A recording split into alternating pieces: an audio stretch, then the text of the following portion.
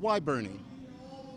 Well, no, the question is why not Bernie? Why would we go anywhere else at this point? In order to beat Trump, in order to have this country behave the way it should behave, to where nobody has to worry about getting sick and losing their home, go down the whole list of things. Why not Bernie?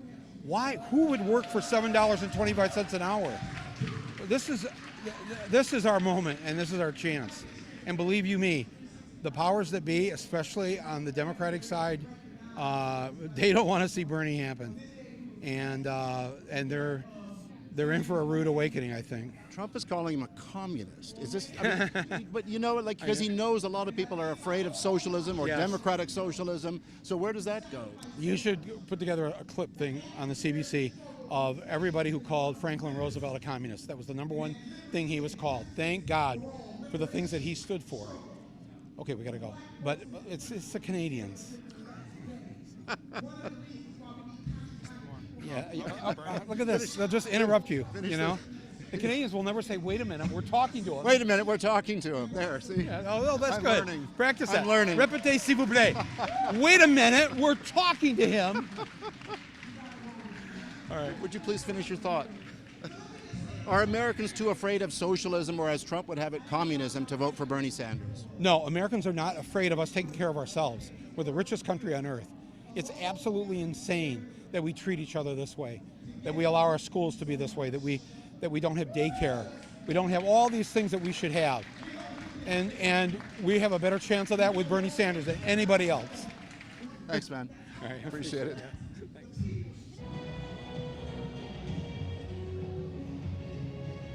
You wanted to finish your thought. Yeah, and you had another question. Yeah, well, what's the argument against the safe choice, the comfortable? I'm talking about Joe Biden. Bring the moderates, the Republicans you need in the handful of states that matter, including yours in Michigan. You know what I mean? This is going to be decided in Michigan, Wisconsin, Pennsylvania. That's really it. And so I know what will work there. Safe will not work. Biden, we will lose, but because Biden is Hillary, and Hillary is Dukakis and Mondale and Gore and Kerry, and every time we lose, it's always because we're trying to play it safe. You know, how did Trump win? Playing it safe? No. First, he fought the Republican Party. He took on the entire Republican Party apparatus and tore it down. Then he tore down every candidate, one by one. It looked so impressive to his base that he could do that. They just got all excited about what else could he do to bring down the enemy. So if we're not up to fighting that, we're in deep, deep trouble. If we just put up the same old, we're not going to inspire young people. We're not going to inspire people of color to come out there and do the job that needs to be done. No, I'm sorry. No 29-year-old is going to wake up on election day and go, I can't wait to vote for Joe Biden. It's just not going to happen. I watched your debate on C-SPAN, the Canadian debate for the 5 parties that you have. 5. You only have 34 million people, 35 million people. You got 5. You know why you have 5 parties? Because 2 parties cannot represent the spectrum of political thinking amongst 35 million people. 100%.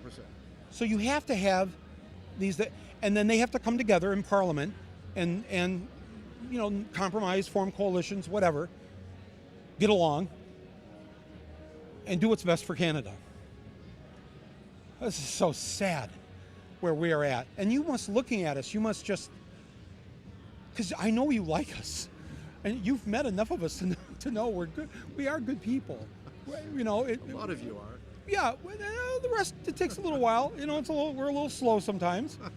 You legalized marijuana first. You gay marriage first. You had, and you have your health care. So, the debate's going the signal. Yeah.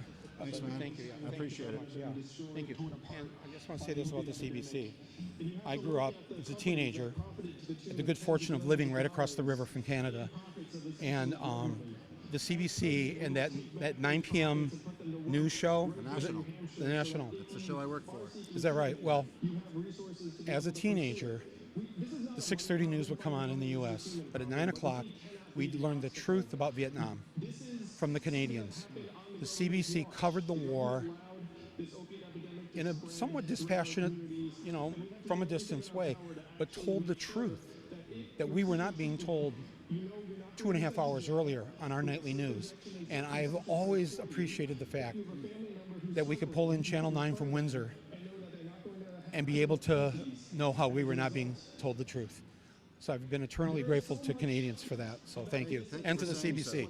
Well, I mean, it's a history of the